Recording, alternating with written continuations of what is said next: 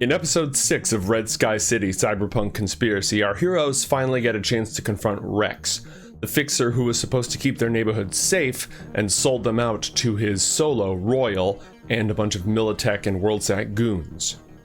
When they find Rex, he's tied up dangling above a bunch of water in a sub-basement with a car battery glued to the underside of his chair. If he makes one false move, he gets fried. It takes our heroes a while to cut him down. They have to decide if they even want to cut him down. And they do a whole lot of threatening. Something monarch, something shooting you in the face, something some other stuff. He reveals a secret he holds that nobody else apparently knows. Everybody believes that when the bomb went off about 20 years ago, it was Arasaka denying access to their master database with a self-inflicted nuclear strike. Because of that, Arasaka was banished from operating in North America, and the US President Elizabeth Kress reactivated the Militech CEO's military commission, nationalized the company, and all over the world, world governments started taking over the corporations. It led to the general downfall of corporate power, but that's not what actually happened. Apparently, it was a Militech bomb that Militech brought in with their strike team that included Johnny Silverhand, the legendary Solo Morgan Blackhand, and some other badasses.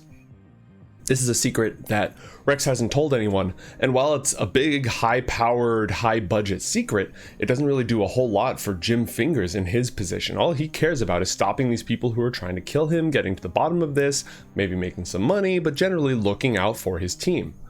So they want something more. Monarch convinces Rex to give up Royal, who apparently betrayed Rex and is the one who killed Oro, Monarch's twin brother. But he's not getting out of this so easy. Monarch decides to shoot him in the shoulder, breaks some ribs in the process, needs a little bit of payback for what they did. They pull him out of there and return to the base. Meanwhile, Natalie has come up with a huge counter conspiracy to take the fight to these corporations that are plotting against them. She's planning to draw a bunch of their enemies, Red Chrome Legion, the Militech goons, WorldSat forces, anyone else working with the WorldSat, the D6 conspiracy, convince them that the Arasaka master database, the Arasaka database, is somewhere else in the city and they found it. Draw them to that location and get Double or Nothing, a vigilante who operates in the area, to bring her combat gang to the same site so that they can all just have a great big fighting each other party. Meanwhile, our heroes will dig up the real Arasaka database, find Johnny Silverhand's digital ghost, and plunder its secrets to enrich themselves and stop further attacks. To make this happen, they're going to need a few things.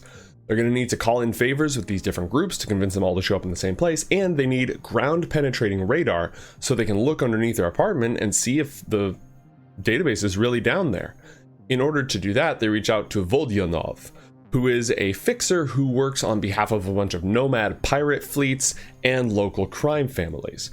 Vodyonov is the one that WorldSat has gone to for ground-penetrating radar to search for the database throughout the Red Zone. He's willing to make a deal. If Jim can get a friend of his on the city council, then he can make some stuff happen on his behalf. Meanwhile, Monarch is making a plan to draw out Solo, and the only way to do that is to arrange a meeting between Solo and Pagliacci, the leader of the dangerous Bozos gang, the clowns that have been chasing them throughout this adventure. So, as luck would have it, Jim Fingers also needs to wipe out Pagliacci in order to call in a favor to get his friend elected to the city council. This entire scheme, this web of conspiracies against the conspiracy against them, all hinges on one factor: making this meet happen between Solo and Pagliacci, and then blowing them both the hell up.